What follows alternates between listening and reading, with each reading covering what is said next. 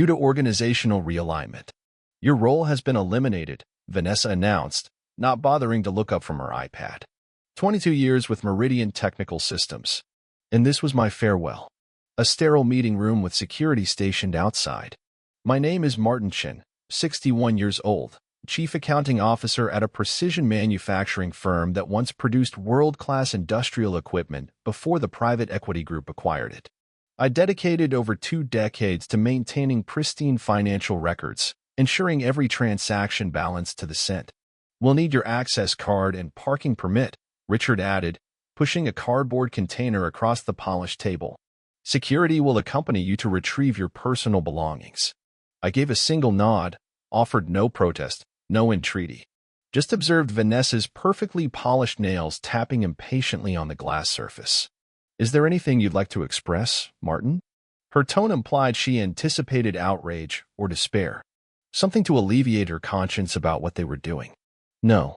Thank you for the experience.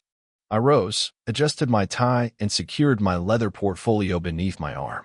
The same one my husband had presented to me 16 years ago before pancreatic cancer claimed him. Before I'd immersed myself in balance sheets and financial statements to avoid confronting the emptiness of our silent home. Human resources will reach out regarding your retirement options. Richard's emphasis on retirement seemed calculated. We both recognized I was 6 years shy of full benefits. The security officer, Miguel, appeared uncomfortable as he followed me to my office. Sorry about this situation, Mr. Chin, he whispered as I carefully wrapped my late husband's photograph in tissue. Not your doing, Miguel. I placed my access card on the desk but kept the leather portfolio close. Inside was a flash drive containing 4 years of meticulous documentation. Every irregular payment, every questionable wire transfer, every mysteriously terminated audit. Vanessa and Richard believed they were streamlining operations, removing the old-fashioned accountant who raised too many questions about the new strategic development fees appearing in departmental accounts. What they failed to realize: I've been documenting everything since the day Vanessa misplaced those vendor authentication forms. Since Richard began forcing out anyone who questioned the revised executive compensation structure. I walked through the reception area past colleagues who suddenly found their computer screens fascinating. 22 years of dedication concluded with a cardboard box and averted gazes. Only after reaching my vehicle did I permit myself a brief, tight smile. They assumed I was departing with nothing. I was leaving with everything they desperately wanted concealed. I hadn't always been naturally suspicious. The first 18 years at Meridian had been fulfilling ones.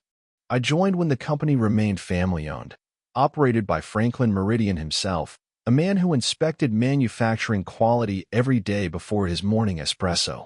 Numbers don't lie, Martin, he would tell me. People do.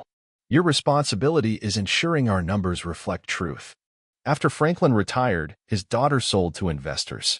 Changes occurred gradually at first. Minor compromises, less expensive materials. Extended periods between equipment calibration. Nothing dramatic enough to trigger concerns. Then came the strategic repositioning. New leadership, new direction. Vanessa arrived from a conglomerate with a reputation for aggressive acquisitions. Richard followed 4 months later with his rhetoric about workplace culture transformation. I extended them professional courtesy until the first quarterly review under the new management. These vendor payments don't align with our received inventory, I pointed out. Vanessa had smiled, all veneers. We're transitioning suppliers. It will reconcile. It never did. But my follow-up emails went unanswered. Then came the executive strategic retreats. The consultation fees to entities I couldn't verify, expense reports with duplicated charges that somehow always received approval. I began keeping separate records and created an alternate ledger. The authentic one. I backed up everything. Not because I intended to take action, just because Franklin's words echoed persistently. Numbers don't lie. Meanwhile, the workplace atmosphere transformed. Junior employees with connections to Vanessa or Richard received promotions. Veteran staff found themselves reassigned or encouraged toward early retirement. Adrian from procurement visited my office after discovering invoice discrepancies. Something's amiss, Martin, he whispered. 2 weeks later, Adrian was gone. Performance concerns, according to the announcement. My son David noticed my changed demeanor. "You're at the office until midnight, Dad. What's happening?" I couldn't bring myself to burden him. David had just been promoted to senior researcher at his pharmaceutical company. He didn't need my troubles. Just quarter-end close, I'd fabricated. But last month, when Richard restructured the finance department, positioning his inexperienced cousin between me and all executive financial approvals, I recognized my time was limited.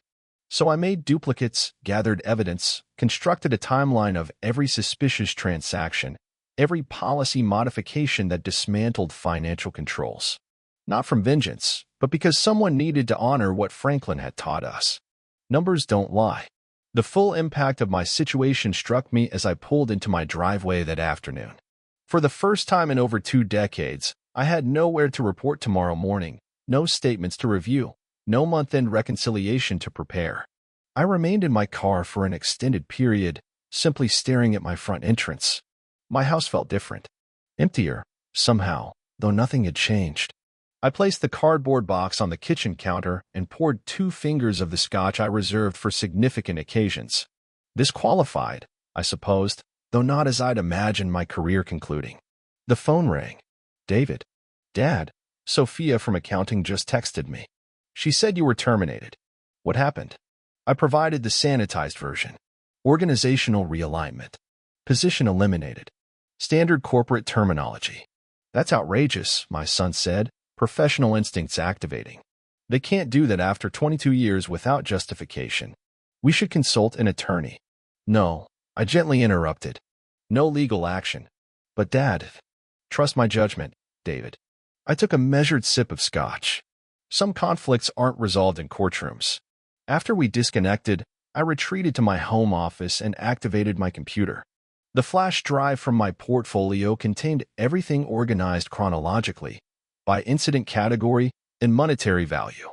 For years of financial manipulation, meticulously cataloged with supporting documentation. I opened a new document and began typing. Not an angry message, not a threat, simply a clear, factual summary of my observations. Times, dates, amounts. The email addresses for the Securities and Exchange Commission and the State Attorney General's office waited in the recipient field. My finger hesitated over the send button. Was I prepared to proceed? These weren't mere calculation errors or honest mistakes. This was deliberate financial malfeasance. People would lose positions, potentially face charges. The company Franklin built might collapse. I closed the laptop without sending anything. Instead, I found myself retrieving a dusty photo album. Images from Franklin's retirement celebration, the original team, my late husband standing beside me at the company's summer gathering. Both of us younger, unaware of the cancer already developing within him. "What would you advise, Thomas?" I whispered to his photograph. I already knew the answer. Thomas never tolerated dishonesty. "Do what's ethical," he would have said. Everything else is background noise. I slept fitfully that night. By morning, something had shifted within me. The haze of shock had dissipated, replaced by cold clarity. This transcended my employment status. It wasn't even about me personally. It concerned Franklin's legacy. About the vendors being defrauded. About the employees who would eventually suffer the consequences of executive greed. I prepared coffee, straightened my tie from 22 years of habit, and lifted the phone. "Christine, it's Martinchin. I need to discuss significant financial irregularities at Meridian Technical Systems." "Yes, it's extensive. Can we meet today?" Christine Park had been my study partner in graduate school. Now, she was a federal prosecutor specializing in corporate fraud. The first move had been initiated. 3 days after meeting with Christine, I received a certified letter from Meridian's legal department. The severance package they had generously prepared required my signature on a confidentiality agreement that would prohibit me from discussing any aspect of company operations, past, present, or future. The monetary amount was insultingly modest. 4 months' salary for 22 years of service. I called David for professional advice. "They're concerned about something," he said after examining the document. "This extends far beyond standard non-disclosure provisions. What happens if you decline? They're threatening to contest unemployment benefits and withhold compensation for unused leave." His voice hardened. "Legally questionable." But they're gambling you won't have the resources to challenge it. I thanked him and promised to consider options. What I didn't reveal, I'd already decided. Later that afternoon, my doorbell chimed. Vanessa stood on my porch, wearing a smile that failed to reach her eyes. "Martin," she said warmly, as if we were longtime friends. "May I come in? I wanted to personally check on your well-being." I allowed her into my living room but offered no refreshments. "The severance documentation," she said, placing a fresh copy on my coffee table. "There was a misunderstanding. We can provide an additional 3 months if you sign today." "What necessitates such urgency?" I asked, maintaining a neutral tone. Her smile tightened. "The board is finalizing next quarter's budget. We need to resolve all outstanding financial obligations. Like properly compensating vendors," the words emerged before I could prevent them. Something flickered in her eyes. "I'm not certain what you're implying." "The Eastridge invoices," I said carefully. "The ones appearing in the system without inventory receipts." "Administrative errors," she replied smoothly. "Already addressed." "And the consultation payments to Novatech Solutions. The company sharing an address with your brother-in-law's residential office." The temperature in the room seemed to plummet. Vanessa's smile vanished entirely. "I'd exercise caution with allegations, Martin, particularly unfounded ones that could be interpreted as defamatory." Her voice had abandoned all pretense of cordiality. "Did you remove any company documents upon departure? Because that would constitute theft." "I retained copies of my work product as permitted in the employee handbook," I responded truthfully. She stood abruptly. "I'll grant you until tomorrow to reconsider the severance offer. Beyond that, circumstances might become complicated for your retirement planning." After her departure, my phone illuminated with a message from an unknown number. "Withdraw if you value your security. We know about the flash drive." That evening, I noticed an unfamiliar sedan parked across from my residence. It remained there the following morning. By afternoon, my financial institution called. Someone had attempted to access my accounts using my social security number, but incorrect passwords. When I checked my email, dozens of subscription confirmations flooded my inbox, services I'd never requested, all demanding immediate payment. Their message was unmistakable. They could disrupt my life. They could damage my credit rating. They could monitor my home. I called Christine again. "They're retaliating," I informed her. "Expected but concerning," she replied calmly. "Suggests there's more than careless accounting practices. Forward everything, the severance offer, the message, the unauthorized access attempts. Document the surveillance. Regarding my evidence? Is it sufficient?" Her pause revealed everything. "It's compelling, Martin. But corporations like Meridian employ armies of attorneys who will claim these are isolated incidents or accounting oversights. We need additional evidence. Someone currently inside." I disconnected, feeling increasingly isolated. They were observing me, pressuring me, and I lacked sufficient ammunition to counter effectively. Not yet, anyway. A week after Vanessa's visit, I received a call from my former assistant, Layla. Her voice was hushed, anxious. "Can we meet somewhere?" "Not publicly. Not at your residence." We arranged to convene at my sister's vacation home an hour outside the city. She was in Europe for the month. The property would be vacant. Layla arrived looking exhausted, repeatedly checking her mirrors as she parked. "They're conducting a comprehensive audit," she said without preamble once we were inside. "But it's not legitimate. They're altering records, Martin, backdating approvals, fabricating documentation that never existed." "How do you know this?" "They brought in consultants from Richard's previous firm. They're unaware I can access the system logs. They still have me using your former credentials." She produced a flash drive. "I've been documenting everything, before and after." I stared at the tiny device. "You're endangering your position. They're already planning to eliminate my role next month." Her laugh was bitter. "Discovered that when they mistakenly included me on the realignment email. What Layla revealed exceeded my worst suspicions. This wasn't merely creative accounting or inflated executive benefits. Meridian had been systematically overcharging on government contracts, falsifying certification documents for components that failed safety standards, and recording fictitious inventory to inflate company valuation. "There's more," Layla said, opening an email thread. "They're preparing to sell the manufacturing division to a private equity group. The employees won't be informed until completion." "The pension fund?" Her expression confirmed my gravest concerns. They've been borrowing against it for 18 months. If the sale proceeds, insufficient funds will remain to fulfill obligations. Hundreds of families, retirement plans constructed over decades, all imperiled. Who else is aware of this? Just the executive team. And now you. She hesitated. And perhaps someone else. I believe Marcus from Quality Assurance began questioning last month. He disappeared a week before your termination. Dismissed. That's the peculiarity. No termination documentation exists. His employee file indicates resignation, but his access badge was never returned. And his workspace was cleared overnight. A cold sensation settled in my stomach. Have you communicated with him? No.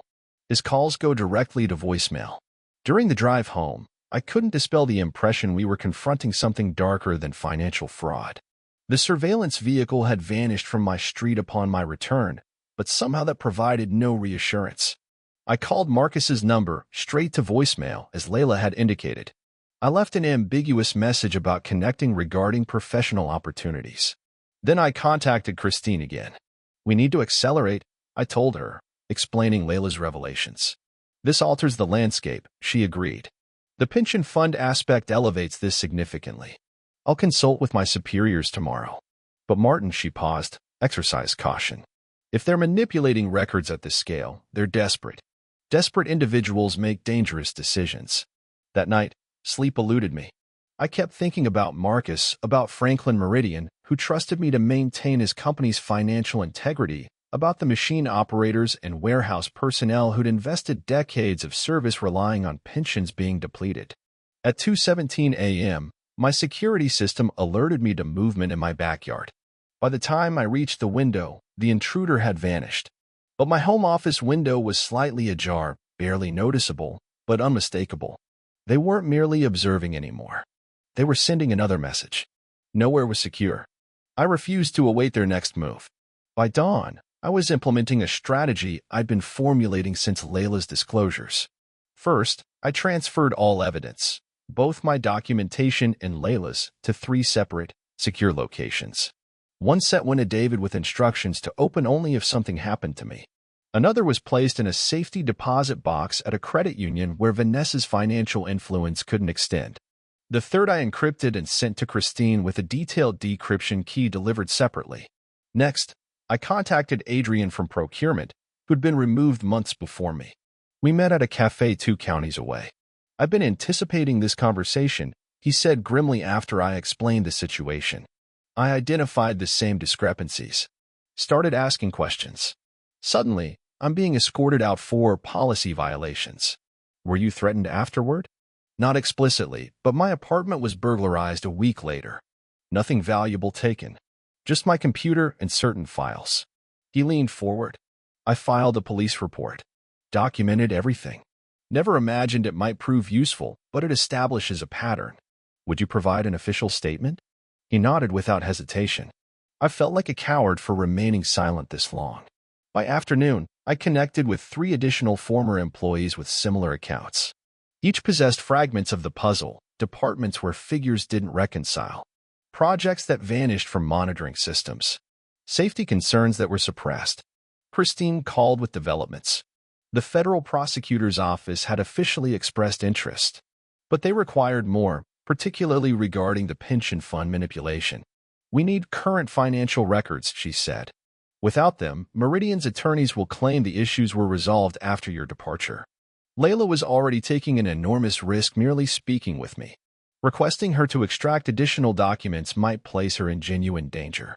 That's when my phone rang. Blocked number. Martin. The voice was barely recognizable. Marcus. I stepped outside the cafe where I'd been working, instinctively scanning my surroundings. Where are you? Are you safe? Listen carefully. His words were hurried, frightened. The Sacramento project. Compare certification documents against actual test results. They're installing defective components and medical equipment. Marcus, where? They threatened my family. Said they'd insure my children, his voice fractured. I'm leaving town, but someone must stop them before patients are harmed. The line went dead. Medical equipment. Defective components. This transcended financial concerns. Human lives were at stake. I contacted Christine immediately, relaying Marcus's information. Her response was instantaneous. This fundamentally changes everything. I'm involving the FDA. Can you come to my office now? 3 hours later, I sat in a conference room with Christine and two gray-faced FDA investigators. I presented everything: financial fraud, document manipulation, pension fund depletion, and now the medical equipment corruption. We'll require your complete cooperation, one investigator stated. This investigation will become highly visible very rapidly. We understand your safety might be compromised, but we can arrange protection. I shook my head. I have a more effective approach. The following morning, I called Vanessa directly. I've been considering that severance package, I said, ensuring my voice conveyed defeat. I'd like to discuss terms. Prudent decision, she replied, poorly concealing her satisfaction. Come to the office tomorrow, 10 a.m. We'll finalize everything. Actually, I countered, I'd prefer somewhere more neutral. The Riverside Hotel. They offer private meeting facilities. She hesitated, then agreed. What she remained unaware of, the Riverside was already populated with federal agents. Rooms equipped for recording and every entrance under surveillance. The trap was set, and Vanessa was walking directly into it. The Riverside Hotel's Cypress room felt unnaturally silent as Vanessa reviewed the documentation I'd brought. Her attorney sat adjacent, occasionally whispering in her ear. Everything appears in order, she finally stated, sliding the non-disclosure agreement across the table. Simply sign here, and we can put this unfortunate situation behind us. I examined the document. 14 pages of legal terminology designed to silence me permanently. Beside it rested the severance check. 7 months' salary for 22 years. Before signing, I said carefully, I'd like clarification. This agreement encompasses all company matters, correct? Including the pension fund irregularities and the Sacramento medical equipment project. The attorney stiffened. Vanessa's smile faltered momentarily. All company matters, she confirmed smoothly. Standard language. I nodded, reached for a pen, then paused. One final question. Does this cover my obligation to report federal crimes I've witnessed? What are you suggesting? The attorney leaned forward. I'm not suggesting anything. I stood deliberately. I'm stating that I've already provided evidence of fraud, embezzlement, and criminal endangerment to federal authorities, including our conversation at this moment. On cue, the conference room door opened. Christine entered, accompanied by FBI agents and the FDA investigators. Vanessa Harlow, one agent announced, we have a warrant to search all Meridian Technical Systems facilities and seize financial records related to government contracts and medical device certifications. Her complexion blanched as Christine placed a substantial folder on the table. This represents a fraction of our evidence, she said quietly. The remainder is being presented to a grand jury currently. Vanessa lunged for her phone, but an agent gently intercepted her. Richard, the CEO, and other executives are being detained for questioning simultaneously, he explained, along with several board members. I didn't remain to witness them escort Vanessa away. My contribution was complete. 7 months after the arrest at the Riverside Hotel, I stood in the original Meridian manufacturing facility watching technicians on the assembly line. The machinery hummed with the same rhythm it had for decades, but everything else had transformed. The company had been placed in receivership during the investigation. When proceedings concluded, an employee-led coalition had managed to acquire the manufacturing division with assistance from a state economic development fund. They had renamed it Meridian Legacy Systems. They'd requested my help establishing new financial controls, proper ones with transparency and accountability integrated at every level. Finished for today, Mr. Chen? Miguel, the security officer who had once escorted me out, now nodded respectfully as I signed out at the reception desk. Nearly complete, I replied, returning my visitor badge. Outside, David waited in his car. How's it progressing in there? He asked as I settled into the passenger seat. Positively. They've assembled a competent team. They'll succeed without my oversight. I glanced back at the building. Franklin would be satisfied. We drove in comfortable silence for a while. The media had extensively covered the story. Executives arrested.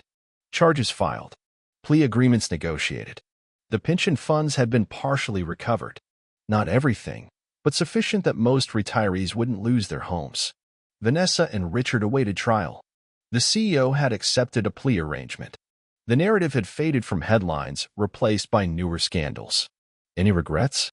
David asked as we approached my residence. I contemplated the question carefully. No, I finally answered. I didn't act from vengeance. I acted because it was necessary. That evening, I archived my files on Meridian. The entire account was documented, preserved, but I no longer needed to carry it with me. Tomorrow, I was beginning as a part-time financial ethics consultant for a manufacturing association, helping other companies implement systems that made it harder for the Vanessas and Richards of the world to manipulate the books. Not an unfitting final chapter for a 61-year-old accountant who simply wanted the numbers to tell the truth.